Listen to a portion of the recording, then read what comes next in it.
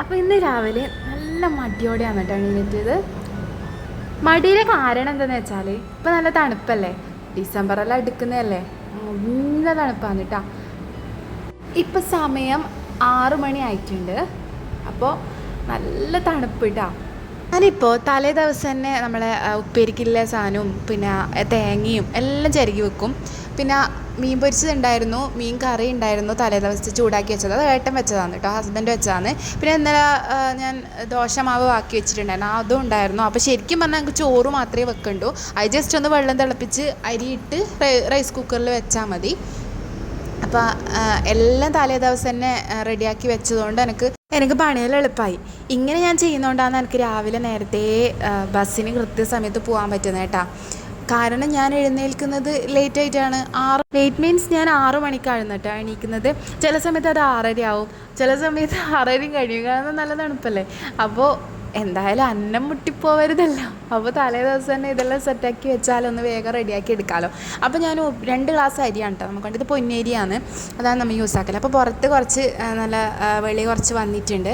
അപ്പം ഞാൻ ജസ്റ്റ് വാതിൽ തുറന്നു. അല്ലാതെ ഞാൻ വാതിൽ തുറക്കാൻ നിൽക്കില്ല കേട്ടോ, ഇരുട്ട് കാണുമ്പോൾ എനിക്ക് പേടിയാവും. അപ്പോൾ ഇന്ന് എനിക്ക് എന്തായാലും താളിയാക്കിയിട്ട് കുളിക്കണം. അപ്പോൾ ചെമ്പരത്തി പൂവെല്ലാം എന്നെ നോക്കി ചിരിക്കുന്നുണ്ട് കേട്ടോ. ഇതെൻ്റെ റിംഗ് ലൈറ്റ്, എൻ്റെ അടുക്കളേൻ്റെ സെറ്റപ്പാണ്, രാവിലത്തെ സെറ്റപ്പാണ് കേട്ടോ ഇത്. വീഡിയോ എടുക്കുന്നതിൻ്റെ ഒരു കഷ്ടപ്പാട്. അപ്പോൾ അങ്ങനെ ഞാൻ നമ്മുടെ താളിയാക്കാനുള്ള ചെമ്പരത്തി വറച്ചിട്ടുണ്ട്. അതിനിടയിൽ ചൂട് വെള്ളം തിളച്ചു കേട്ടോ. അപ്പോൾ അതിലേക്ക് അരിയിട്ടു. അപ്പോൾ ദോശ ഞാൻ ചുട്ടെടുത്തു. അപ്പോൾ ദോശ ഏട്ടൻ കഴിക്കുന്നുണ്ട് കേട്ടോ. ഏട്ടൻ 7 മണിയാകുമ്പോൾ ജോലിക്ക്.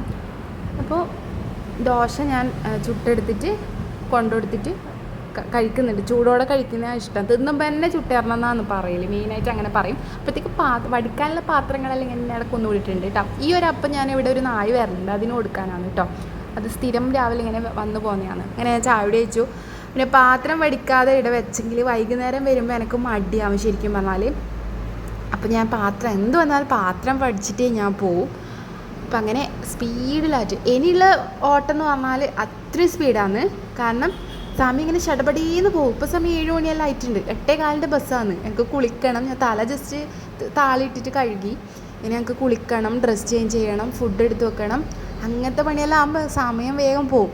പിന്നെ അത് മാത്രമല്ല, ബസ് സ്റ്റോപ്പിലേക്കൊക്കെ നടന്നിട്ട് പോകണം. എനിക്ക് കാറിൻ്റെയും സ്കൂട്ടറിൻ്റെയും ലൈസൻസ് ഉണ്ടെങ്കിൽ ഞാൻ വണ്ടി എടുക്കില്ല കേട്ടോ.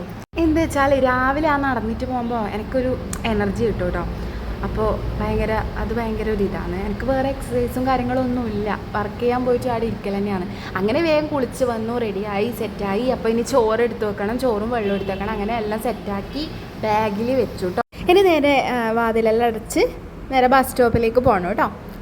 അപ്പോൾ ഇനിയൊരു വീഡിയോ ചെയ്യണമെങ്കിൽ എല്ലാവരും സപ്പോർട്ട് ചെയ്യുക. ചാനൽ കാണുകയാണെങ്കിൽ സബ്സ്ക്രൈബ് ചെയ്യുക. നെക്സ്റ്റ് വീഡിയോയിൽ കാണുന്നത് വരെ ബൈ. തല കുളിക്കുന്ന ദിവസം തുളസിയില നിർബന്ധമാണ് കേട്ടോ.